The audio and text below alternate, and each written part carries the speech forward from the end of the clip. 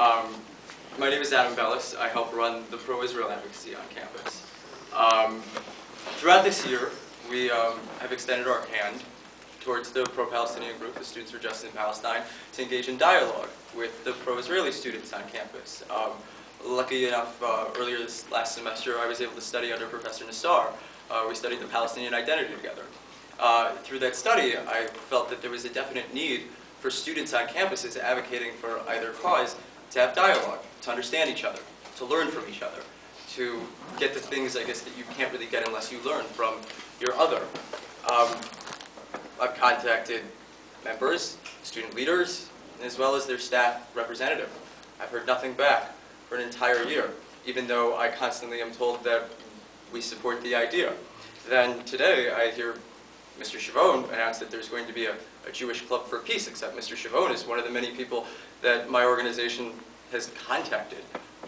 Do you support that kind of dialogue, and do you think that that leads to understanding and, I guess you could say, mutual respect between ideological opposites, and would you encourage the Students for Justice in Palestine on this campus to engage in dialogue with pro-Zionist students? I don't want to monopolize. There are two other people here. I want them to speak, and I'd like to hear you. No, go ahead. You have an opinion on it. Okay, well, first, the problem between what you just said is that, first of all, I don't believe a word of what you express is your aim of dialogue between pro-Israel students and pro-Palestinian students.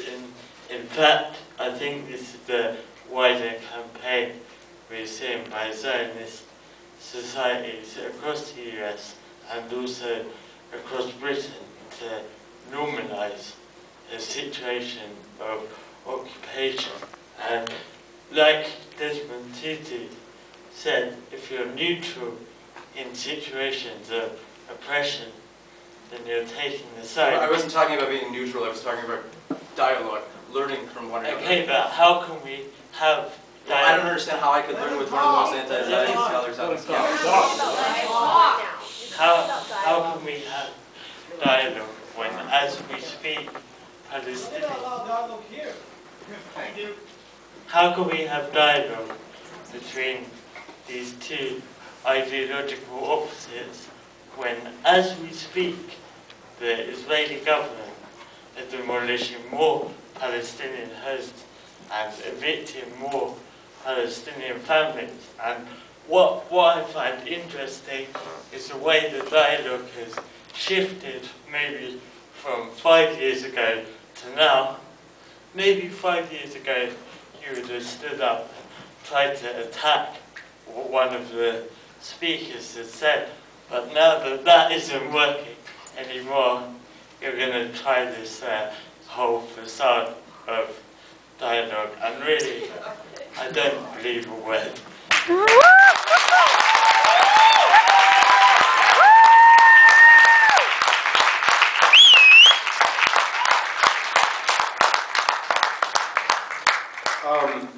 It's my personal belief that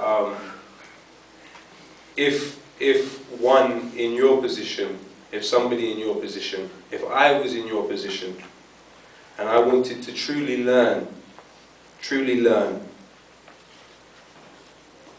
past words like dialogue, actually learn, I would go to the West Bank, not in a caterpillar bulldozer, not in a tank, not in an IDF uniform, and without a machine gun, and not on an illegal settlement.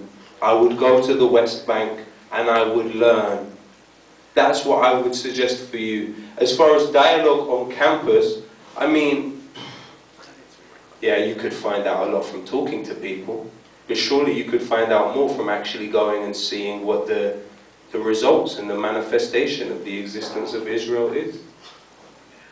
What's the reality for people on the ground? I just don't understand What's the how reality for educators people? in this institution can support it when people like you guys who are coming to speak can't support something like that. How can you not support I never it? said I couldn't support it. No, I never said for 3 seconds I couldn't support it. I suggested something that would be a much better idea for you to learn, because you genuinely seem like you want to learn. I've lived there. Like, it's not like I've been to the West Bank without a machine gun, without an IDF uniform, And not not in a a legal tank. settlement? Yeah, and not in an illegal settlement. Maybe they don't like Good. you, so maybe you should. Well, good. Okay,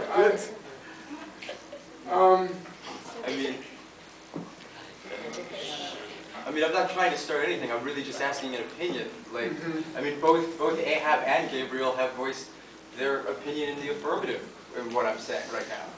So I find that a little interesting that this entire row of people is just screaming and yelling at me when their student leaders are okay, speaking. I'm slightly older than the two other people here, actually rather much more than slightly. Kareem is looking at me now. Skeptically. I guess the question is, what is the goal of the dialogue? You know, I lived through the Vietnam War, and there was, night after night, you would see on the news people being incinerated, children being, you know, napalm dropped on them. And there were a lot of people who said the U.S. was not committing crimes in Vietnam. I remember my late mother at one point said, if you want to know, you already do know. And if you don't want to know, you will never know. And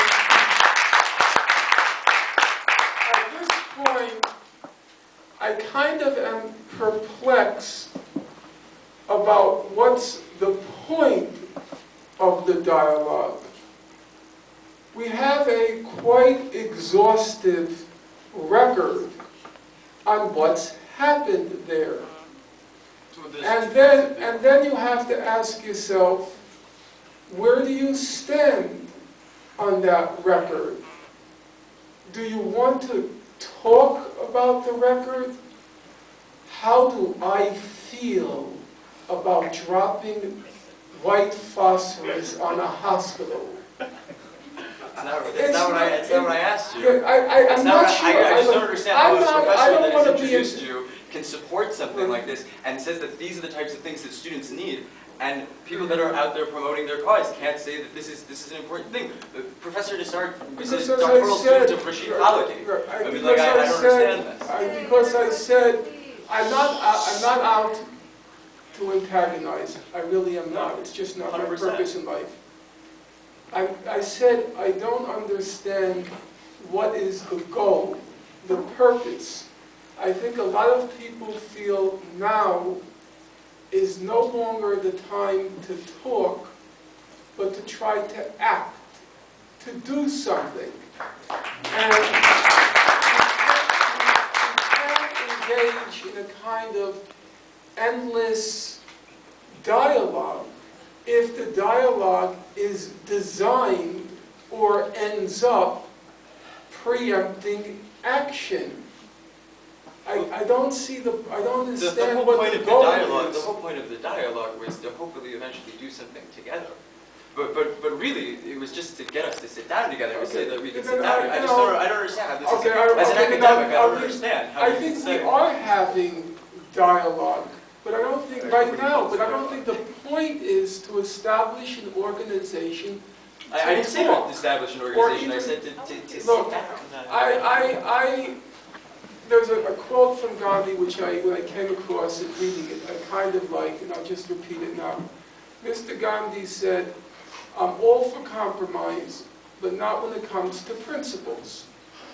And I think here, I'm not going to try to sort of change the truth, or dilute the truth, or water down the truth, as a means of engaging in a dialogue. either you